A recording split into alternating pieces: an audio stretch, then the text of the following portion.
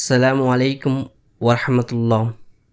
கண்ணியத்துக்குரிய நல்லோர்களே, அல்லாஹ் தூதர் நபிகள் நாயகம் ஸல்லல்லாஹு அலைஹி வஸல்லம் அவரிடத்தில் சஹாபாக்கள் தனக்கான நோய் நிவாரணம் குறித்து மருந்துகளை கேட்டு அறிவார்கள், அதன்படி நடந்து கொள்வார்கள்.